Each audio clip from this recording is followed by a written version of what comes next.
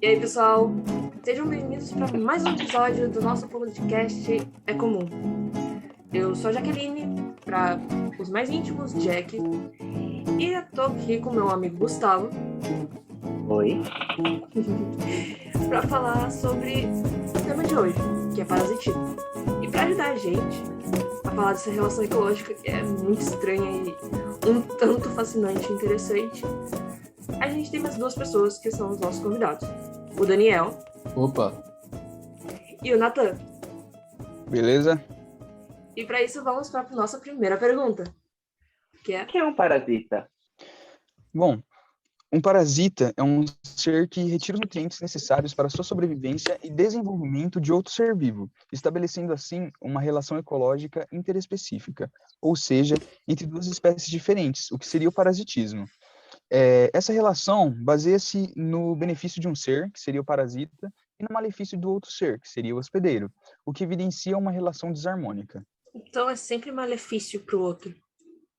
Sim, o parasitismo vem exatamente de ser uma relação desarmônica, onde um se beneficia em prejuízo do outro. As pessoas costumam achar que qualquer ser que se beneficia de outro é um parasita, e não é bem assim. O parasita só vai existir se ele estiver prejudicando o outro. Um exemplo que eu posso dar, que as pessoas confundem muito, são as orquídeas. As orquídeas, elas geralmente se apoiam em árvores para ficar mais próximas do sol e ajudar no processo de fotossíntese, que é como elas se desenvolvem e se alimentam. Com isso, ela está se beneficiando da árvore, utilizando a árvore para se beneficiar, mas ela não está prejudicando a árvore. E esse tipo de relação, onde um se beneficia sem prejudicar o outro, tem um nome, que é comensalismo. Na relação da orquídea e da árvore especificamente, a gente chama de inquilinismo, que é quando um ser vive sobre outro ser. E só existem parasitas internos? Não, existem tanto parasitas que vivem dentro do hospedeiro, chamado endoparasitas, quanto parasitas que vivem sobre o hospedeiro, chamado ectoparasitas. Um exemplo de endoparasitas são as tênias, que são vermes que, ao serem ingeridos pelo homem, se alojam no intestino para se desenvolver. Elas podem chegar de 4 a 9 metros de comprimento. Um exemplo de ectoparasitas são carrapatos e piolhos, que vivem sobre cabelo e pelo dos hospedeiros e se alimentam do sangue do hospedeiro. Mas, tipo, todos esses exemplos são parasitas de animais. Então, só existe parasita de animal ou também existe das plantas? Tipo...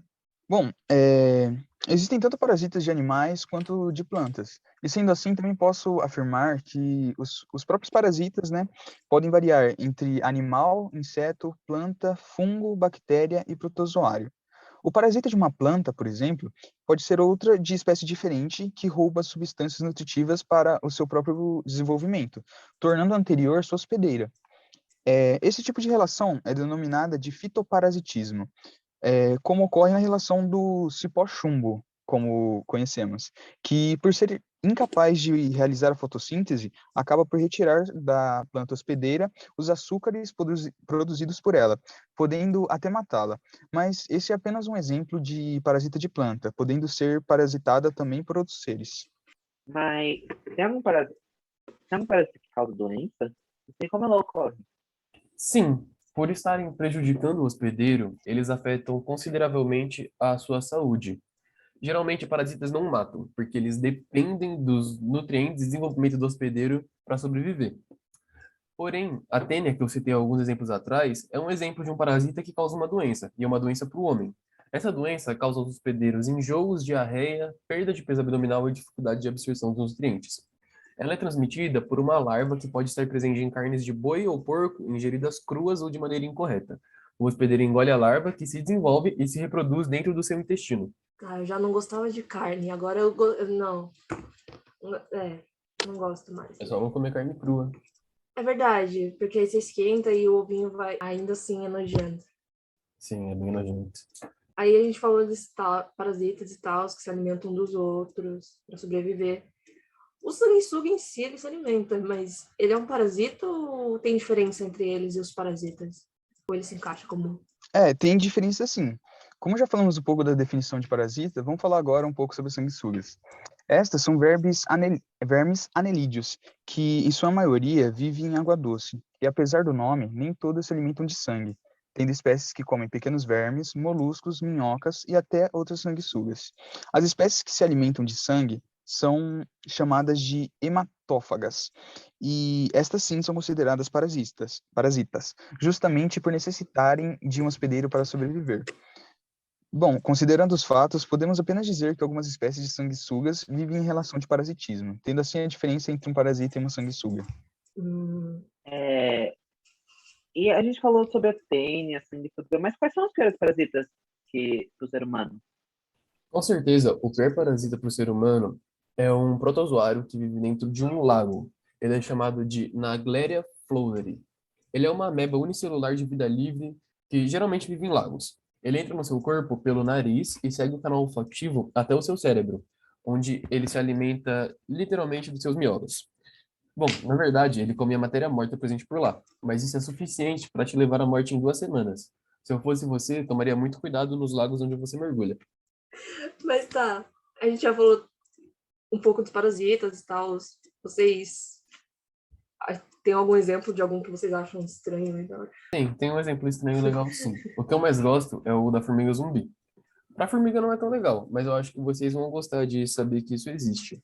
Tem um fungo que chama Opiocordyceps unilateralis, que infecta e mata a formiga para desenvolver um esporo no corpo dela. Geralmente, depois disso, ele usa o corpo da formiga para se prender a uma folha e conseguir os nutrientes dessa folha usando o corpo da formiga como ferramenta. Depois de conseguir esses nutrientes, ele passa para a próxima vítima do seu zumbizismo. Geralmente, parasitas não matam, mas nesse caso é preciso matar, porque caso ele não mate a formiga, ele não consegue utilizar o corpo dela em prol do seu desenvolvimento. E também tem um que é muito da hora, que é o do peixe. Eu não lembro o nome dele, só sei que ele suga a língua do peixe, até a língua do peixe ficar pequenininha e ele toma o lugar da língua. É muito da hora.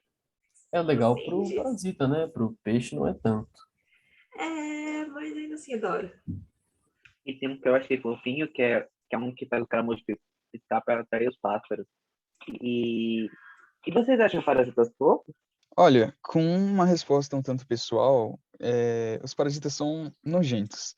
Grande parte deles se mostram gosmentos ou molengas, com várias pernas, pelos, olhos e membros em geral, o que não é muito agradável aos olhos. E sendo assim, não creio que alguém possa datá-los como fofos. Ou pelo menos eu não dataria, né? Ou bonitinho, né? Também não diria assim do parasita. O máximo que eu falaria é que eles são peculiares ou interessantes.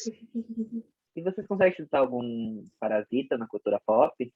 Um exemplo de parasitismo que é bem esquisito para um desenho infantil é o do Paras e Parasect dentro da franquia Pokémon. Porque o Paras, ele é um pequeno crustáceo que tem 2 cogumelinhos presos em suas costas. E esses cogumelos, quando ele evolui, se desenvolvem e viram um grande cogumelo. Só que tem umas diferenças do Paras para o Parasect que dá para perceber que aquilo não é só um cogumelo. Porque o Paras, ele apresenta as pupilas e os olhos com uma cara bem fofinha. O Parasect apresenta uma cara bem como se ele não tivesse consciente, como se ele estivesse sendo controlado por alguma coisa.